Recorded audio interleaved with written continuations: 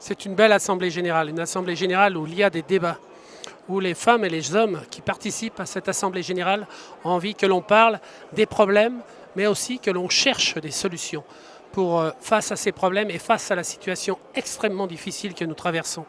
Donc nous devons être mobilisés, nous organiser pour avoir un réseau fort et puissant. Donc on est sur une assemblée générale, c'est toujours un moment important, une assemblée générale, mais là on est à un moment charnière de notre organisation. Donc il nous faut mobilisation, sensibilisation et organisation pour faire face au présent, mais surtout au futur. Alors j'ai rencontré, c'est vrai, la semaine dernière, le président de la République, j'ai rencontré le ministre du Budget, juste avant, et je rencontre vendredi Macron, le ministre qui s'occupe de dossiers qui sont extrêmement importants pour nous dans l'économie. Bien, ces échanges que j'ai eus et celui que j'aurai encore vendredi, ce sont des échanges directs, sincères.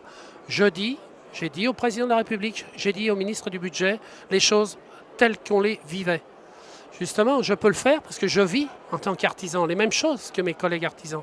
Le président de la République a été très sensible quand je lui ai annoncé les chiffres encore de départ d'entreprises, c'est-à-dire d'entreprises qui vont être défaillantes, de perte d'emplois dans notre secteur. Le président a été réactif. Donc je lui ai demandé de bien vouloir prendre des mesures rapidement, de façon à ce que l'on trouve des solutions.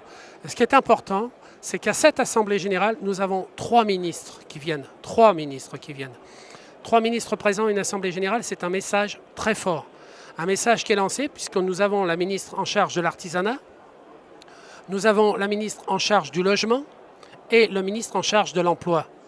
Avec ces 3 ministres, je pourrai, devant tous mes collègues, aborder les sujets qui nous préoccupent actuellement et leur faire des propositions, comme j'ai fait au président de la République, des propositions pour sortir rapidement de la crise, un secteur qui crée des emplois, qui peut créer des entreprises et qui portera l'économie de notre pays, donc qui fera baisser le chômage en France. L'urgence de ce qui est à mettre en place, c'est chercher les simplifications, des réelles simplifications sur les difficultés qu'on rencontre sur la gestion de l'entreprise ou sur la gestion des dossiers pour faire fonctionner l'entreprise. C'est aussi trouver des simplifications sur des normes. Voilà une des premières priorités. Deuxième priorité, c'est trouver une mesure qui aura un impact direct sur la relance de notre secteur, la construction et le bâtiment. Il faut retravailler à nouveau sur la TVA à taux réduit sur le secteur du bâtiment. Il faut arriver à un taux de TVA qui soit entre la TVA qui est sur les travaux de rénovation énergétique et les travaux de rénovation globalement, qu'on aille sur un même taux de TVA, c'est-à-dire un taux de TVA bas qui permet de lutter contre la concurrence déloyale. Et le troisième et quatrième point en même temps, c'est la lutte contre le travail dissimulé, la lutte contre les entreprises qui ont des travailleurs détachés sur notre territoire, une véritable lutte, parce que là on entraîne les entreprises en difficulté, et ensuite mettre en place, quand il y a des lois dans notre pays, je demande la mise en place des décrets pour que ces lois puissent réellement se mettre en place. Il y a un manque de temps ou d'organisation entre la loi et le décret, ce qui fait que beaucoup de choses ne paraissent pas, donc ne s'appliquent pas. Voilà nos demandes, elles sont fortes, elles seront confirmées par mes collègues.